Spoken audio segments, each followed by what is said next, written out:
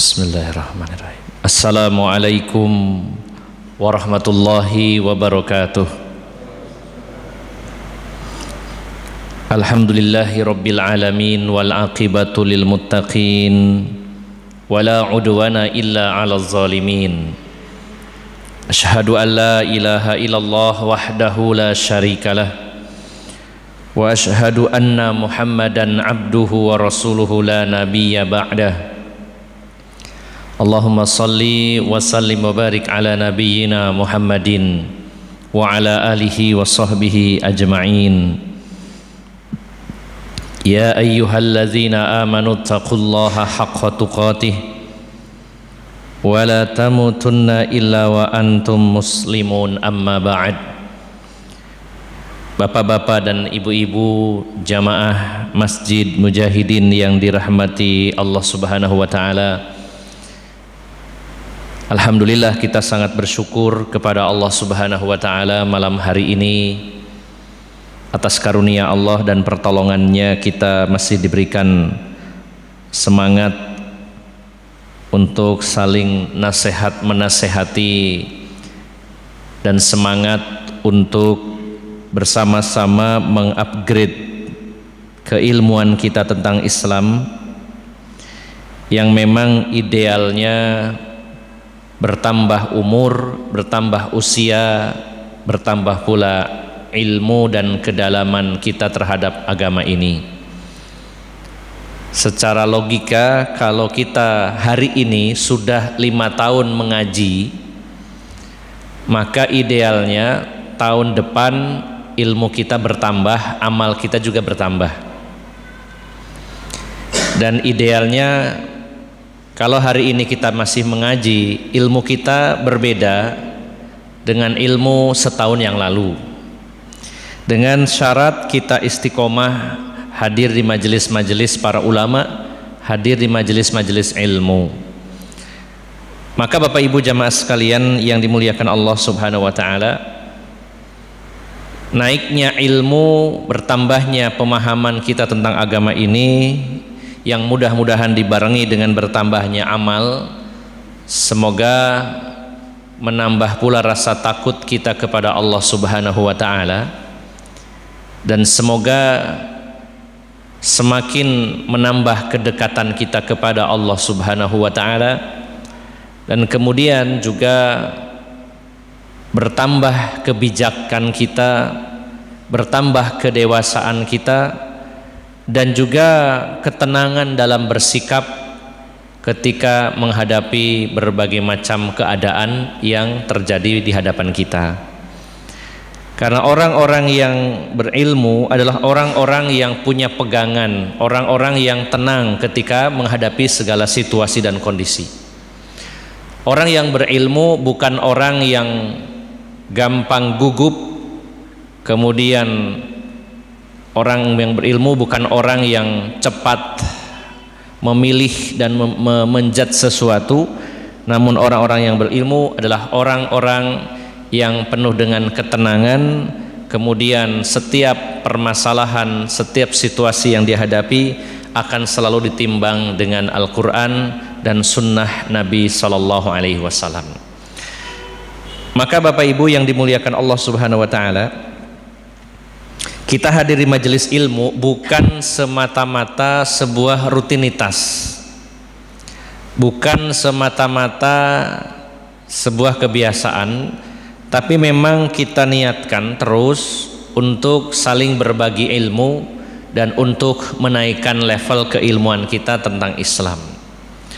Karena pada faktanya kita kadang-kadang merasa sudah banyak ilmu dan sudah lama mengaji, namun seringkali kita masih kebingungan ketika terjadi sesuatu, terjadi perselisihan, bagaimana kita harus bersikap. Maka Bapak Ibu yang dimuliakan Allah Subhanahu wa taala, mudah-mudahan hadirnya kita di majelis ilmu pada malam hari ini mudah-mudahan menjadi sarana, khususnya bagi saya dan umumnya bagi Bapak Ibu jamaah sekalian, sarana untuk menaikkan kefakihan kita dalam urusan agama dan mudah-mudahan menjadi motivasi untuk menambah amal ibadah kita kepada Allah Subhanahu wa taala. Bapak Ibu yang dimuliakan Allah Subhanahu wa taala, malam hari ini kita membahas sebuah tema yang berjudul haruskah kita bermazhab, atau kurang lebihnya kata harus kalau kita ganti bisa juga dengan kata wajibkah kita ini bermazhab. Saya mengutip kajian ini dari sebuah tulisan yang merupakan tanya jawab, sebuah tanya jawab yang juga akhirnya dijawab oleh Al-Lajnah Ad-Daimah lil Buhus wal Ifta. Di Lajnah Daimah, semacam lembaga yang dipilih atau didirikan oleh kerajaan Saudi, yang di dalamnya terdiri dari para ulama yang memberikan fatwa-fatwa, jawaban-jawaban terhadap pertanyaan-pertanyaan yang ada di tengah-tengah kaum muslimin. Judul tulisan ini berupa tanya jawab, yaitu hal yajibu ittiba'u ahadal madzahib. Apakah wajib, hal yajibu ittiba'u ahadil madzahib, apakah wajib hukumnya mengikuti salah satu dari mazhab-mazhab yang ada. Bunyi pertanyaannya adalah hal yajibu ala kulli muslimin an yattabi'a ahadal madhahibi al-maliki awil hanafi awil hambali awil syafi'i. Idza kana al-jawabu na'am fama afdalu madhhabin. Hal sahihu anna madhhaba abi Hanifah huwa aktsaru madhhabi muntashiru bainal muslimin. Apakah wajib bagi setiap muslim mengikuti salah satu madhab yang empat? Apakah Maliki, Hanafi, Hambali, Syafi'i? Kalau memang jawabannya iya, artinya wajib bermadhab, maka mana madhab yang paling utama untuk dipilih? Dan apakah benar bahwasannya madhab Abu Hanifah adalah mazhab yang paling banyak tersebar di tengah-tengah kaum muslimin? Bapak Ibu yang dimuliakan Allah Subhanahu wa taala, mungkin muncul dalam pikiran kita pertanyaan senada, apakah dalam beragama ini kita wajib bermadhab? Kalau harus bermadhab, lalu madhab mana yang kita pilih? Kemudian mana yang paling banyak dipilih oleh kebanyakan kaum muslimin, dan lain-lain pertanyaan itu. Dan juga Bapak Ibu jamaah sekalian, ada beberapa fenomena pernyataan dari beberapa tokoh, bahkan tokoh ini yang dianggap sebagai panutan umat dan kiai besar, pernyataan-pernyataan yang berkaitan dengan masalah akidah sekaligus masalah madhab fikih. Ada seorang kiai mengatakan, bisa dicari di YouTube, dia mengatakan bahwa kami adalah kelompok yang berakidah Asy'ariyah namun fikihnya Syafi'iyah. Akidah kami Asy'ariyah, mengikuti Abu Hasan al-Asy'ari yang mencetuskan ajaran atau ide gagasan tentang sifat Allah yang 13. Wujud, qidam, baqa, mukhalafatul lil hawadisi, qiyamuhu binafsihi, wahdaniyat, kudrat, iradat, ilmu, hayat, sama, basar, kalam. Misalkan mereka mengatakan, kiai ini mengatakan, kami adalah kelompok yang berakidah mengikuti akidah Abu Hasan al-Asy'ari dan fikihnya Syafi'iyah. Kalau diperhatikan sekilas seperti tidak ada yang ganjil. Tapi kalau kita kritis dan bertemu dengan orangnya, kita bisa tanyakan. Kalau bermadhab secara fikih mengikuti madhab Syafi'iyah, nanti akan kita bahas. Tapi pertanyaannya adalah, Kalau akidahnya mengikuti Abu Hasan al-Asy'ari, fikihnya Syafi'iyah, lalu pertanyaannya adalah apakah akidah Abu Hasan al-Asy'ari dengan akidahnya Imam Syafi'i itu berbeda? Karena kalau sama pastinya tidak ada kata-kata mengikuti akidahnya Abu Hasan al-Asy'ari. Ya, secara fikih, secara akidah mengikuti Imam Syafi'i yang sama dengan Abu Hasan al-Asy'ari. Kalau ada kalimat akidah mengikuti Asy'ariyah, fikihnya Syafi'iyah, itu menunjukkan bahwa dia meyakini bahwa akidah Imam Syafi'i dengan Abu Hasan al-Asy'ari berbeda. Kalau berbeda, pertanyaannya adalah perbedaannya di mana? Dan yang kedua, kalau berbeda, mana yang benar? Ini tentu jawaban yang sulit. Kalau dijawab berbeda, bedanya di mana? Terus kalau ditanya yang benar, benar yang mana? Akidah. Kalau mengatakan yang benar Abu Hasan al-Asy'ari, berarti akidahnya Imam Syafi'i salah. Kalau yang mengatakan Imam Syafi'i akidahnya benar, berarti Abu Hasan al-Asy'ari akidahnya salah. Ini konsekuensinya.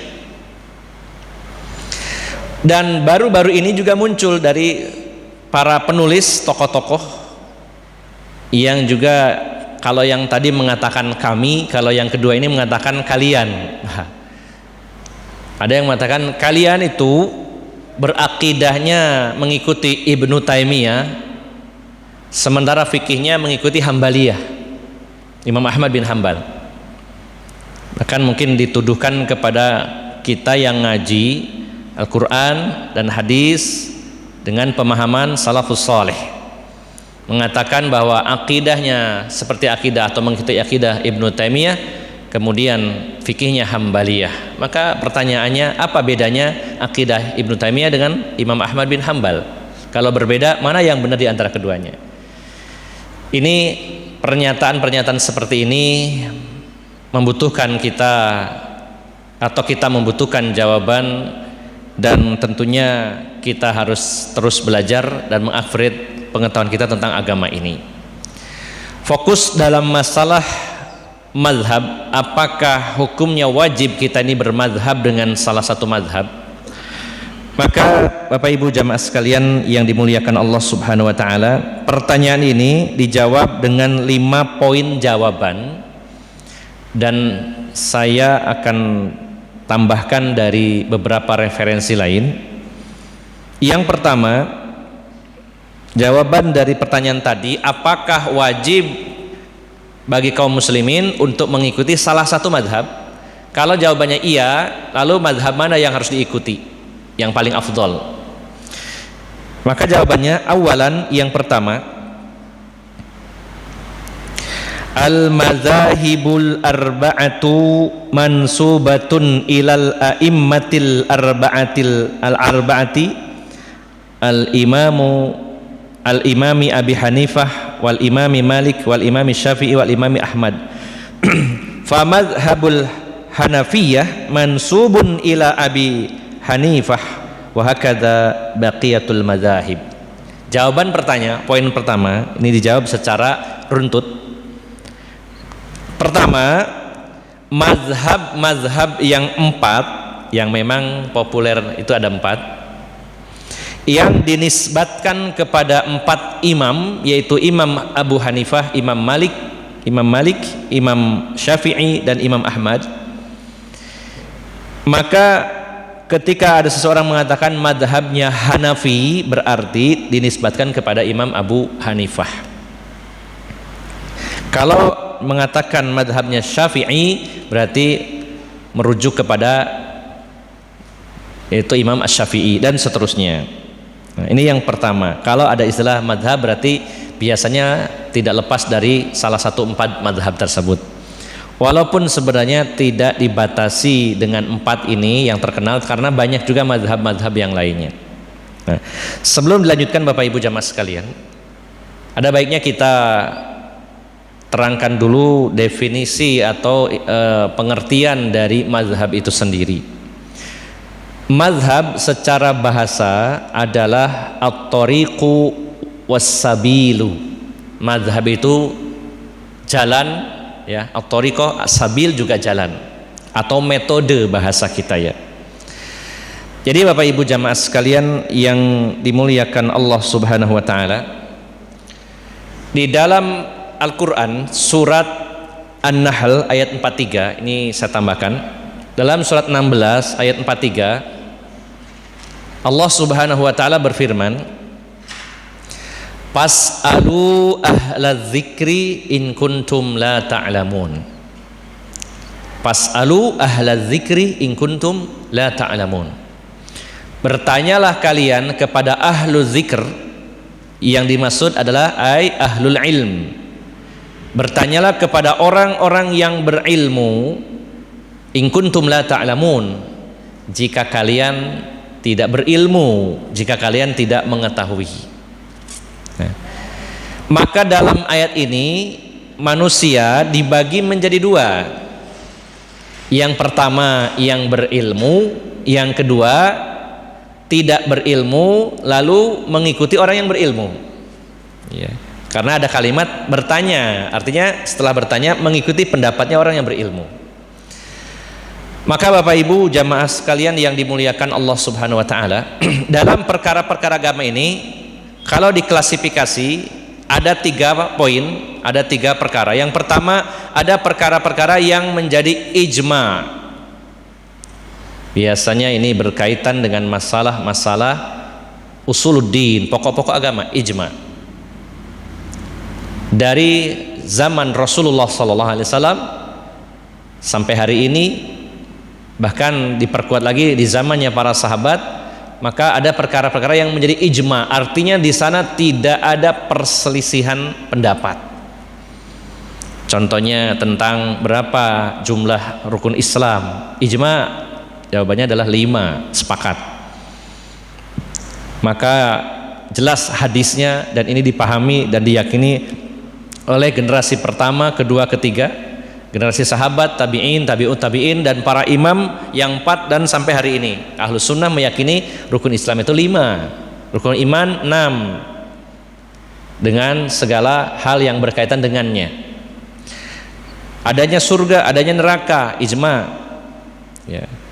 Al-Quran adalah kalamullah. Ketika ada yang menyimpang berbeda pendapat yang menyatakan Quran adalah makhluk, sebagaimana orang-orang Mu'tazilah, maka ini penyimpangan. Maka ada perkara-perkara yang menjadi ijma, kesepakatan, dan ini secara simultan, mata rantai dari zaman Rasulullah sampai hari ini, sampai hari kiamat terus ada begitu. Kemudian perkara yang kedua, ada perkara-perkara yang menjadi perkara khilafiyah, adanya perbedaan-perbedaan pendapat, terutama dalam bab furu', yaitu bab fikih terutama. Kalau dalam masalah akidah akan menjadi khilafiyah, tapi kategori khilafun tadad, yaitu khilaf, perbedaan pendapat yang kontradiksi, dan ini harus dipilih satu di antara dua.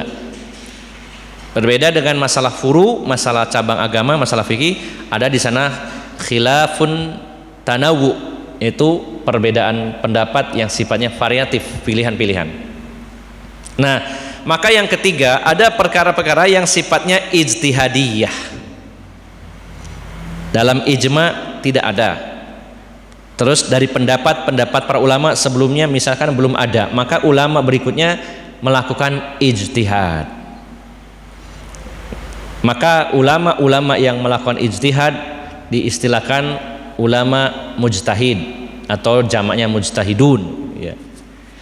Nah, dari ayat tadi kita mengambil poin pentingnya bahwa manusia, kaum muslimin terbagi menjadi 2.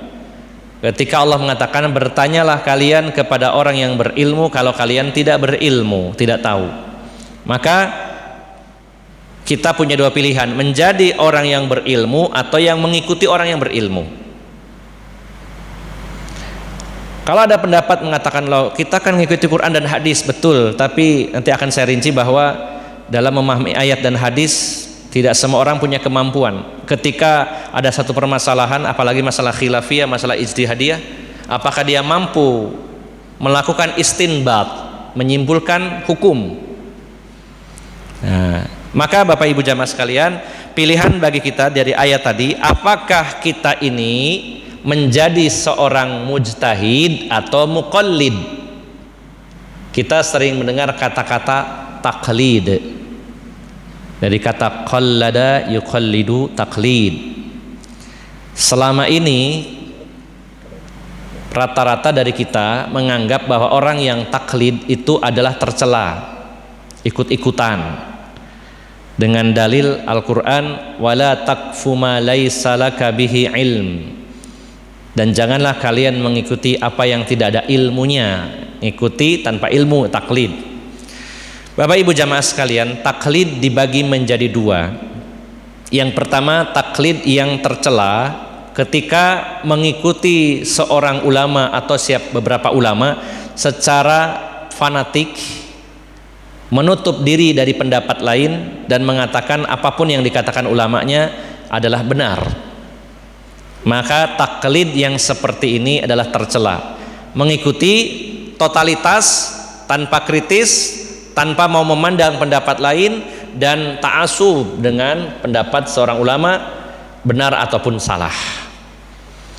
Adapun taklid yang terpuji adalah ketika seseorang mengikuti ulama setelah tahu tentang dasar yang digunakan ulama tersebut, apakah ayat Al-Quran ataupun hadis-hadis yang sahih. Mengikutinya iya, tapi jelas ada dalilnya, karena yang diwajibkan adalah mengikuti dalil. Nah, maka ini namanya taklid dan pelakunya disebut muqallid. Nah, sekarang kita memilih di antara dua itu jadi apa? Jadi ulama mujtahid atau muqallid? Ulama-ulama mujtahid yang melakukan ijtihad, maka mereka memiliki kompetensi tertentu, memiliki kriteria tertentu yang tidak banyak orang bisa memenuhi kriteria tersebut. Kalau saya tanya sama bapak-bapak, kira-kira bapak-bapak di sini ada yang levelnya menjadi seorang ulama mujtahid? Kalau saya jauh ya, saya seorang muqallid. Mudah-mudahan termasuk muqallid yang terpuji tadi ya. Kenapa? Karena seorang mujtahid memiliki kompetensi, memiliki kriteria-kriteria yang khusus. Di antaranya ulama mujtahid itu punya kompetensi, kemampuan, kedalaman ilmu tentang dalil, terutama tentang hadis. Dia mampu membedakan mana dalil-dalil yang sahih dan mana dalil-dalil yang dhaif, hadis-hadis yang sahih dan hadis-hadis yang dhaif. Kalau saya mempelajari agama, oh ini hadisnya sahih, kata siapa? Ini ada keterangan dari para pakar hadis. Imam Bukhari mensahihkan hadis ini. Nah, saya tidak punya kemampuan untuk menyatakan bahwa oh ini hadisnya dhaif. Dhaifnya di sini, di sini, di sini, di sini.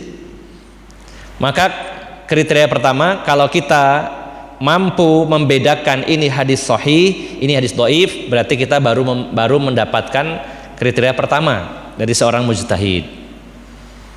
Nah, kira-kira barangkali ada di sini yang bisa membedakan ini hadis sahih, hadis dhaif dengan kedalaman ilmunya.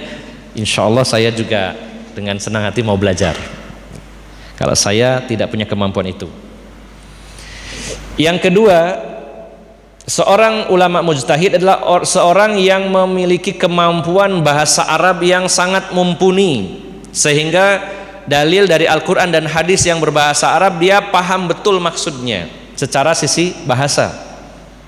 Dia memiliki ilmu alat, ilmu bahasa Arab yang sangat mumpuni. Ini yang kedua. Kemudian yang ketiga, dia menguasai ilmu terutama usul fikih. Kalau kebanyakan dari kita termasuk saya belajar fikih. Fikih itu hasil jadi dari ilmu usul fikih. Usul fikih itu proses masak, kalau fikih itu masakannya. Jadi kalau kita belajar sebuah kitab, di situ bab tentang hukum-hukum apakah termasuk halal, termasuk wajib, sunnah, mubah, makruh, haram. Dari kita membaca ini hukumnya wajib, ini hukumnya sunnah, itu sudah matangan. Tapi ilmu yang menjadi alat seseorang ulama bisa menetapkan ini bisa hukumnya wajib, dari mana asalnya, dari mana hukumnya. Bagaimana metodologi yang dia gunakan? Maka di situ dibutuhkan ilmu usul fikih. Jadi sebuah ilmu yang di mana di situ para ulama melakukan sebuah proses untuk melakukan sebuah istinbat, kesimpulan hukumnya apa, maka kesimpulan hukum itu masuk dalam kategori ilmu fikih. Nah, untuk menghasilkan kesimpulan itu ada proses, dan di situ butuh ilmu yang bernama usul fikih. Maka ulama mujtahid adalah ulama yang mendalam dan paham betul dalam ilmu usul fikih ini. Termasuk di dalamnya ulama mujtahid adalah ulama yang memahami tentang dalil am dan khos. Ini ayat atau hadis yang umum, yang ini khos, yang khusus. Kemudian mana dalil yang nasikh dan mansuh, penghapus dan yang dihapus. Ya, ini dalil yang mujmal dan ini muqayyad dan seterusnya, banyak ilmu ini yang dibutuhkan. Nah, ini adalah kriteria ulama mujtahid. Bahkan sebagian ulama ada yang memberikan kriteria harus hafal sekian ratus ribu hadis untuk menjadi seorang ulama mujtahid. Maka para ulama mujtahid ini akan melakukan ijtihad dalam sebuah pencarian kesimpulan hukum dengan seperangkat ilmu yang dimilikinya. Maka jika ijtihadnya ini benar, dapat 2 pahala. Pahala pertama kesungguhannya, yaitu ijtihadnya. Yang kedua benarnya pendapatnya yang dihasilkan, maka dapat 2 pahala. Namun kalau ijtihadnya salah, maka dia dapat 1 pahala, yaitu pahala ijtihadnya saja, kesungguhannya dalam melakukan istinbat, kesimpulan hukum. Nah, ini namanya ulama mujtahid. Maka di antara manusia yang memiliki kelebihan dan dipilih oleh Allah Subhanahu wa taala menjadi para ulama mujtahid, yang paling populer dan paling menonjol ilmunya, yang paling terkenal itu 4 ulama madhab itu: Imam Abu Hanifah, Imam Malik, Imam Syafi'i, dan Imam Ahmad bin Hambal. Imam Hambali yang dikenal dengan istilah Imam Hambali. Maka masing-masing 4 orang ulama ini para ulama mujtahid yang berijtihad dengan kedalaman ilmunya dan kemampuannya tadi yang dimilikinya, sehingga membuat satu kesimpulan hukum. Oh, ini hukumnya halal, yang ini haram, yang ini mubah, yang ini makruh, yang ini hukumnya wajib. Dan setiap ulama yang 4 tadi memiliki cara tersendiri dalam menyimpulkan, memiliki metodologi masing-masing. Saking hebatnya 4 ulama mazhab ini, sampai akhirnya para ulama yang sezaman maupun setelahnya banyak yang merujuk kepada mereka, sehingga muncullah istilahnya mazhab. Ya, secara asal adalah metode. Jadi mazhab ini adalah ya sebuah hasil dari ijtihad yang menghasilkan kesimpulan hukum, dan masing-masing mazhab punya metodologi yang berbeda antara yang satu dengan yang lainnya. Karena kehebatan para ulama ini, akhirnya ulama-ulama yang lain, ada yang sezaman ataupun yang hidup setelahnya, berkiblat kepada mazhab-mazhab tersebut, sehingga ada istilah Hanafiyah, Malikiyah, Syafi'iyah, Hambaliyah. Kalau disebut Imam Syafi'i dengan Syafi'iyah itu berbeda. Kalau Imam Syafi'i ya tokohnya. Syafi'iyah adalah para ulama yang mengekor, atau bahasa kurang bagus mungkin mengekor, yaitu menjadi para ulama yang merujuk mengikuti pendapatnya Imam Syafi'i, begitu. Nah, inilah sehingga muncul masalah istilah mazhab. Sebenarnya secara bahasa diambil dari kata zahaba, artinya pergi, dan mazhab adalah tempat yang dituju untuk pergi tadi, atau bisa juga alat untuk sampai pada tujuan, ini disebut jalan tadi. Nah, jadi Bapak Ibu jamaah sekalian yang dimuliakan Allah Subhanahu wa taala, ada gambaran bahwa para ulama mazhab itu ya muncul karena mereka memiliki ijtihad yang metodologi ijtihad mereka diikuti oleh para ulama-ulama sezaman maupun setelahnya. Kemudian mereka juga memiliki pengikut dari kaum muslimin yang berkiblat kepada pendapat-pendapat yang mereka kemukakan. Nah, lalu pertanyaannya, apakah wajib hukumnya kita memilih salah satu mazhab? Bapak Ibu jamaah sekalian yang dimuliakan Allah Subhanahu wa taala, jumhur ulama Syafi'iyah berpendapat bahwa memilih salah satu mazhab itu hukumnya wajib. Dan wajib ini konsekuensinya kalau tidak bermazhab berarti berdosa. Namun jumhur para ulama dan mazhab-mazhab yang lainnya menyatakan bahwa hukum dari memilih salah satu mazhab itu tidak wajib tapi dibolehkan. Ya, tidak wajib tapi dibolehkan. Dibolehkan itu pun karena ada alasan kuat. Salah satunya adalah ketika seseorang kesulitan untuk memahami agama ini, maka boleh baginya untuk memilih salah satu mazhab supaya dapat kemudahan dalam mengikuti satu pendapat. Ya. Maka Bapak Ibu jamaah sekalian yang dimuliakan Allah Subhanahu wa taala, dalam mazhab Syafi'iyah sendiri para ulamanya berbeda pendapat, termasuk Imam An-Nawawi berbeda dengan para ulama Syafi'iyah lainnya. Beliau menyatakan mengikuti pendapat yang kedua bahwa bermazhab itu tidak wajib tapi dibolehkan. Yang paling tegas dan terang dalam masalah ini adalah Syekhul Islam Ibnu Taimiyah. Beliau menyatakan bahwa tidak ada kewajiban dalam memilih salah satu mazhab, karena kewajiban kita adalah kembali kepada Al-Quran dan Sunnah Nabi SAW. Maka Bapak Ibu jamaah sekalian yang dimuliakan Allah Subhanahu wa taala, memilih salah satu madhab pun dibolehkan kalau itu memang ada maslahat, kemudahan kita dalam belajar agama.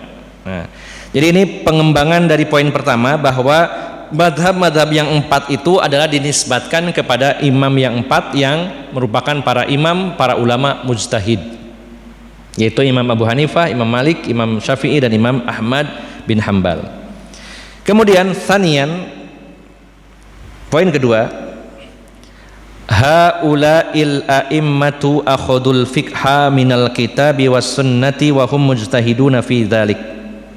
Wal mujtahidu imma musibun falahu ajrani, ajrun ajru ijtihadihi wa ajru isabatihi.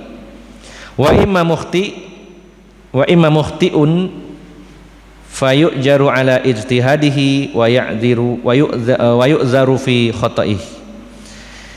Para imam, para ulama yang 4 tadi mengambil hukum-hukum fikih dari Al-Quran dan Sunnah.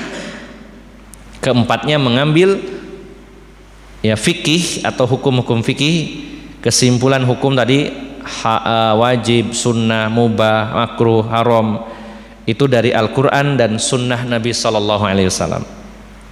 Dan mereka termasuk para ulama mujtahid dalam urusan tersebut, dan seorang mujtahid akan mendapatkan pahala 2 jika dia benar, dan mendapatkan pahala 1 atau 1 pahala jika dia salah. Nah, ini sudah saya jabarkan barusan. Salisan, yang ketiga, ini jawaban dari pertanyaan apakah kita wajib bermadhab.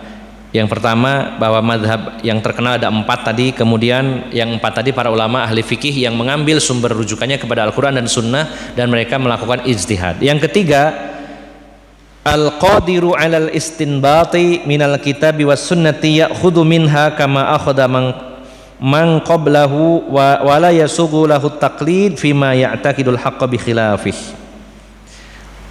Yang mampu melakukan istinbat. Istinbat itu kesimpulan hukum.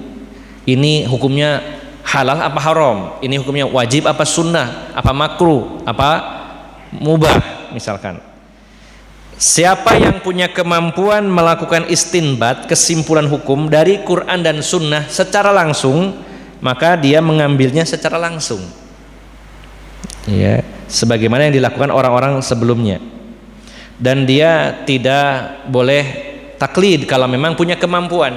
Nah, termasuk para ulama yang mumpuni ilmunya, ketika dia butuh jawaban ini halal atau haram, maka dia mengambil dalil-dalil dari Al-Quran, dari Sunnah jika punya kemampuan.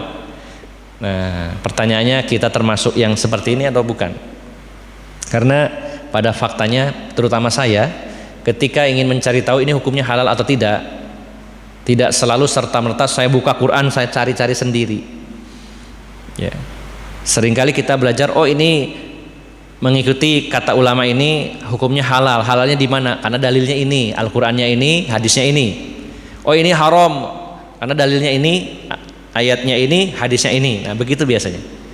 Tapi siapa yang mampu mengambilnya secara langsung dari Al-Quran dan Sunnah, maka silakan dia lakukan. Kalau perkara-perkara yang ijma, kita mungkin lebih mudah, namanya kesepakatan.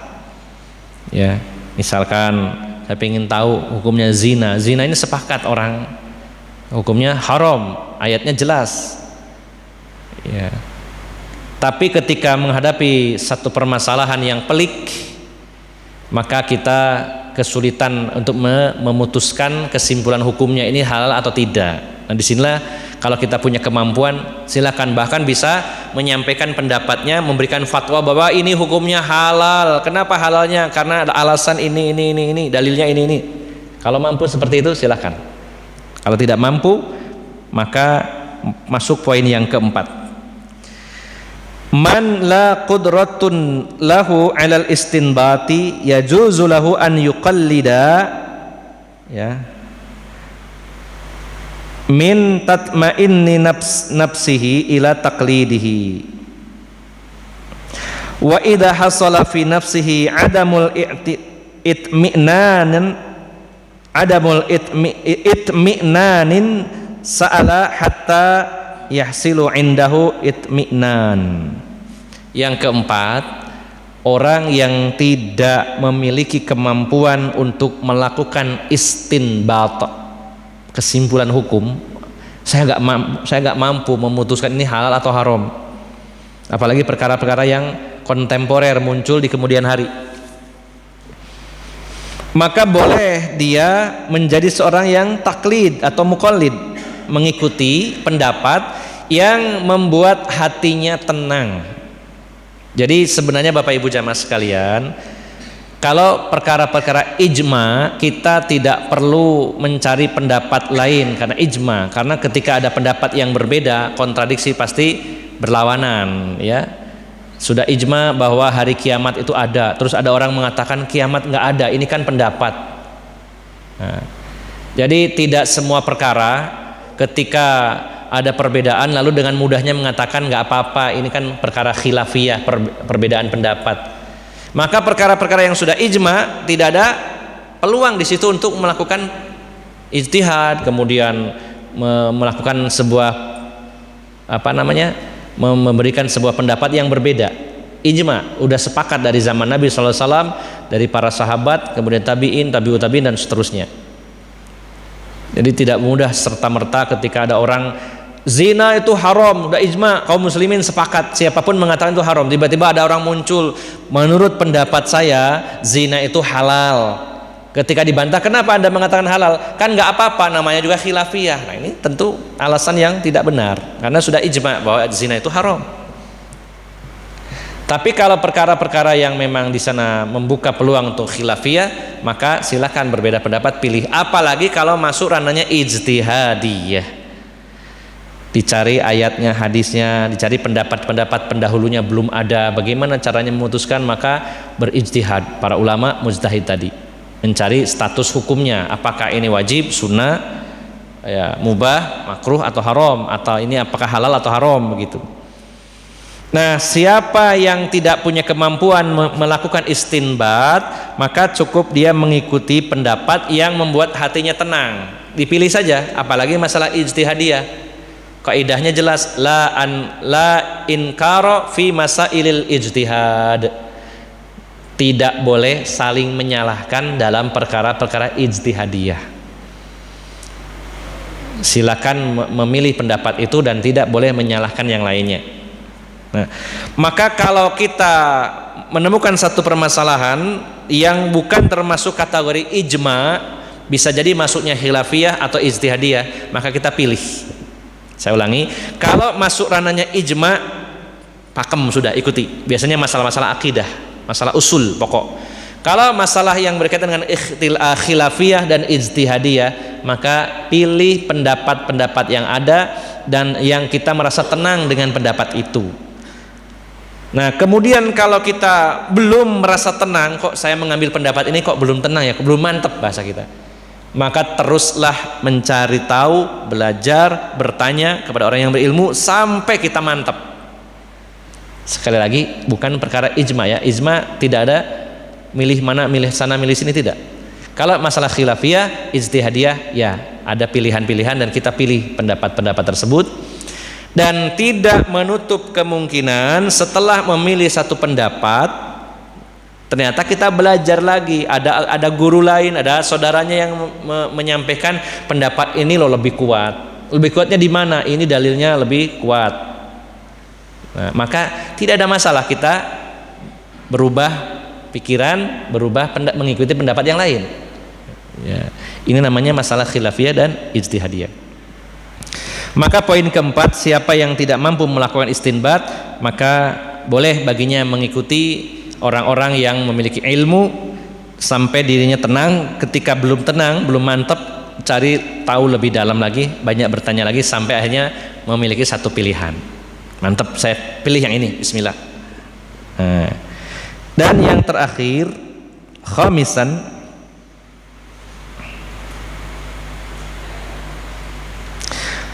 yatabayyanu mimma taqaddama annahu la tattabi'u aqwalahum ala kullil ahwali wal azman li'annahum qad yukhti'un bal yattabi'ul haqqa min aqwalihim alladhi qama alaihi dalil. Kesimpulan yang kelima ini yang poinnya adalah ketika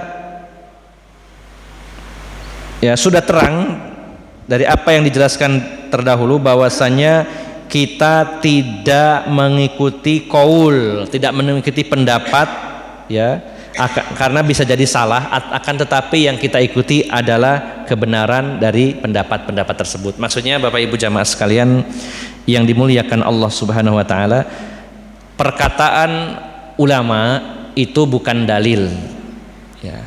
Hanya salah satu cara memudahkan kita beragama. Ketika kita kesulitan untuk menyimpulkan sebuah hukum, maka kita mengikuti pendapat ulama. Tapi pendapat ulama bukan dalil. Yang kita ikuti bukan qaul atau ucapan atau pendapat ulamanya, tapi kebenaran yang dibawa oleh mereka. Saya mengikuti pendapat Imam Syafi'i. Kenapa? Karena beliau menggunakan ayat ini, hadis ini. Yang kita ikuti adalah ayat dan hadisnya, bukan semata-mata pendapat Imam Syafi'i. Nah, maka Bapak Ibu jamaah sekalian yang dimuliakan Allah Subhanahu wa taala, banyak sekali ayat-ayat yang memerintahkan kita untuk kembali kepada Al-Qur'an dan sunnah Nabi sallallahu alaihi wasallam. Maka kesimpulan akhirnya bahwa dari penjelasan tadi, pendapat yang rajih insyaallah yang lebih kuat adalah bahwa bermazhab itu bukan sesuatu yang wajib tapi satu kebolehan. Ketika mengatakan wajib, maka konsekuensinya berdosalah orang-orang yang tidak memegang salah satu mazhab. Maka pendapat yang lebih rajih insyaallah ini yang pendapat jumhur ulama, bahkan dari sebagian ulama Syafi'iyah pun berpendapat bahwa tidak harus dan tidak wajib memilih salah satu mazhab. Yang wajib dan harus adalah merujuk kepada Al-Quran dan Sunnah. Adapun kalau masalah mengikuti pendapat, maka dibolehkan ketika seseorang merasa kesulitan dalam menentukan satu status hukum, maka boleh mengikuti mazhab. Kemudian yang kedua Bapak Ibu jamaah sekalian, mengikuti pendapat ulama tidak harus totalitas satu mazhab saja. Ya, sebenarnya tidak ada keharusan wah kalau sudah mazhabnya Syafi'i semua pendapat Syafi'i yang dipakai, yang lainnya tidak dipakai. Karena yang jadi barometer bukan Syafi'i, bukan Maliki, Hanafi atau Hambali, tapi dalil yang mereka gunakan. Sehingga dalam perkara-perkara agama ada kalanya kita mengikuti mazhab Syafi'i dalam satu sisi, di sisi yang lain mengikuti pendapat yang lain. Bahkan bisa jadi di luar pendapat 4 ulama tadi, bisa jadi. Di sana ada ulama mujtahid lain yang levelnya hampir mendekati atau sama dengan para ulama tersebut. Contohnya Imam Sufyan Ats-Tsauri. Termasuk juga ada ulama mujtahid lainnya yaitu Ibnu Hazm Al-Zahiri. Ya.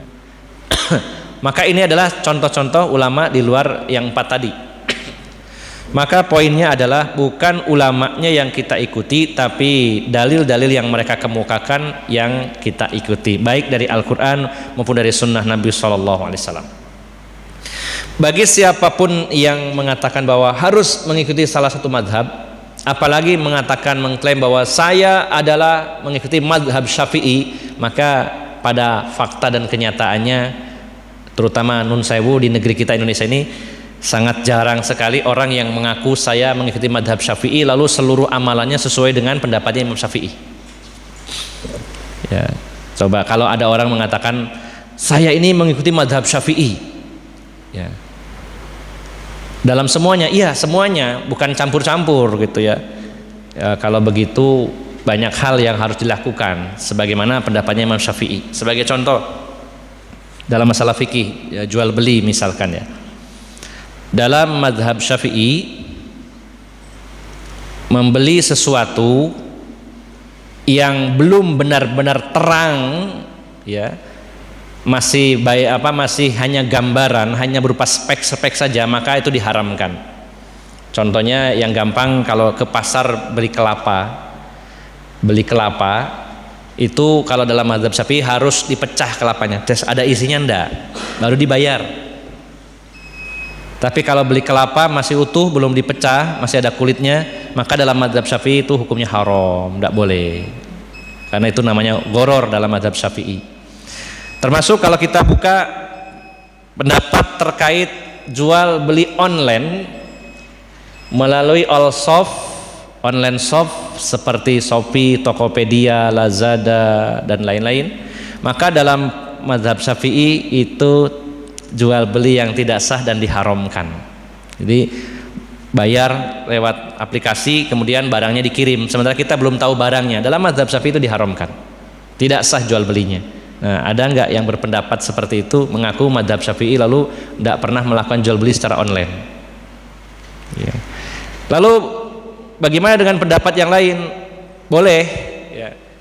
Kenapa boleh? Nah, di sini pentingnya ijtihad, bahwa sesuatu yang disebutkan speknya itu sudah tercakup hukum di dalamnya. Maksudnya kalau speknya sudah disebutkan maka berlaku hukum di situ. Contohnya begini, ini mengambil dari dalil para ulama yang membolehkan jual beli online sementara barangnya memang belum diketahui. Dibolehkan jika speknya jelas ada.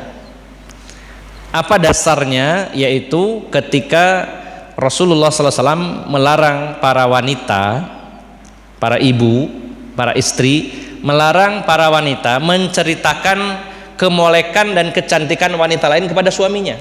Dilarang dalam agama ini. Misal ada seorang istri ngomong ke suaminya, mas, saya tuh punya teman SMA janda sekarang, mas, sakno mas, opo nek janda, lah ya iku masya Allah mas, rambutnya tuh duwowo kewandel wapi ya, terus iki ngene disebut no ya. Speknya disebutkan, tingginya sekian, sampai nun sewu ukurannya disebutkan semua. Itu diharamkan dalam Islam, kata Rasulullah. Jangan seorang istri menyebutkan kelebihan-kelebihan fisik wanita lain kepada suaminya, diharamkan. Nah, maka sesuatu yang belum dilihat secara nyata tapi sudah jatuh hukumnya haram, nggak boleh. Si suaminya cuma membayangkan, kan belum lihat aslinya, tapi hukumnya haram ketika wanita itu menceritakan speknya saja. Maka dengan dasar ini para ulama lain mengatakan bahwa jual beli yang disebutkan speknya, yang penting speknya memang jelas dan sesuai dengan barangnya, maka dibolehkan. Ada fotonya, ukurannya, tipenya, apalagi barang-barang yang sudah dikenal di masyarakat, kayak handphone, kayak alat-alat elektronik, mereknya ada, tipenya ada, spek detailnya ada, ya. Maka menyebutkan spek ini sudah termasuk menjelaskan apa yang aslinya. Nah, tapi dalam mazhab Syafi'i jual beli online tidak dibolehkan, haram hukumnya. Maka kalau ada orang mengatakan, wah saya itu totalitas pokoknya ngikuti Imam Syafi'i seluruhnya. Kemudian yang kedua contohnya dalam mazhab Syafi'i, para ulama Syafi'i ya, terutama Imam Syafi'inya sendiri memiliki pendapat tentang pakaian wanita muslimah itu seluruh tubuhnya adalah aurat termasuk kedua matanya. Adakah orang yang mengaku bermadzhab Syafi'i kemudian istrinya menutup aurat sampai matanya pun ditutup? Kenyataannya kebalikannya, malah serba dibuka. Nah, Bagaimana caranya melihat kalau matanya ditutup? Ya bisa jadi dengan kain yang apa Pak? Kalau orang luar melihatnya nggak kelihatan matanya, tapi yang nun sewu yang memiliki mata bisa melihat yang lain. Apa ya namanya, kain burqa atau apa istilahnya ya? Itu ada memang pakaian yang cadar yang plus nutup ke kedua matanya sehingga orang lain nggak melihat matanya. Karena kadang-kadang memang ada juga wanita-wanita bercadar yang malah merias matanya sehingga ketika bercadar laki-laki melihat matanya lebih tertarik, jadi lebih penasaran. Ini malah justru mengundang fitnah kalau memang niatnya begitu. Bercadar kelihatan matanya, terus alisnya diukir, kemudian bulu matanya ditambahin yang lengkung sekali, palsu, kemudian dikasih eyeliner atau apalah istilahnya ya. Wah, jadi dilihat tuh laki-laki penasaran, matanya kayak gini, gimana wajahnya ya gitu. Maka Imam Syafi'i berpendapat mata juga termasuk aurat, harus ditutup. Nah, maka ini contoh kecil dari pendapatnya ulama-ulama Syafi'iyah terkait masalah hukum-hukum fikih. Maka Bapak Ibu jamaah sekalian yang dimuliakan Allah Subhanahu wa taala, bagi yang merasa kesulitan dalam memahami agama ini, maka dibolehkan memilih madhab. Bisa salah satu madhab dipilih, saya mengambil pendapat ini. Nah, yang memiliki kemampuan untuk melakukan istinbat kesimpulan hukum maka bisa melakukannya. Nah, jadi Bapak Ibu jamaah sekalian, kesimpulannya bahwa memilih salah satu madhab hukumnya tidak wajib, namun sekedar dibolehkan. Kemudian yang kedua, yang menjadi acuan kita bukan semata-mata pendapat ulamanya, tapi dalil yang dibawakan oleh mereka. Dan juga yang ketiga, tidak menutup kemungkinan bahwa dari sebagian amal ibadah kita secara fikih mengikuti salah satu madhab, tapi dalam permasalahan fikih yang lain kita mengikuti madhab yang lain. Ini tidak ada larangan. Tidak ada satupun dalil dari Al-Quran maupun dalam hadis secara sharih, secara jelas menegaskan wajib mengikuti madhab tertentu. Tidak ada. Yang ada adalah kewajiban mengikuti Al-Quran dan sunnah Nabi Sallallahu Alaihi Wasallam. Bapak Ibu jamaah sekalian, mudah-mudahan dari penjabaran ini kita semuanya bisa memahami, dan mudah-mudahan ini sedikit pencerahan. Monggo bisa lebih detail lagi mempelajari tentang masalah ini. Ya, kita mendapatkan kemudahan dari Allah Subhanahu wa taala dengan adanya para ulama, dengan adanya tulisan-tulisan mereka, adanya sosial media dan lain-lainnya. Kita gali terus, belajar terus agar kita mengetahui. Salah satunya termasuk adalah bagaimana metodologi Imam Syafi'i, bagaimana Imam Maliki dan lain-lainnya dalam melakukan istinbat. Ini juga bisa sebagai tambahan ilmu bagi kita semuanya. Dan yang lebih praktis adalah kita mengikuti pendapat para ulama dan jelaskan di situ dalilnya apa, ayatnya apa, hadisnya apa, kita ikuti. Maka disitulah cara beragama yang insya Allah mudah-mudahan ini menjadi jalan keselamatan bagi kita semuanya. Demikian Bapak Ibu jamaah sekalian, semoga bermanfaat dan mohon maaf atas segala kekurangan. Aqulu qawli hadza wa astaghfirullaha li wa lakum wa akhiru da'wana anil hamdulillahi rabbil alamin.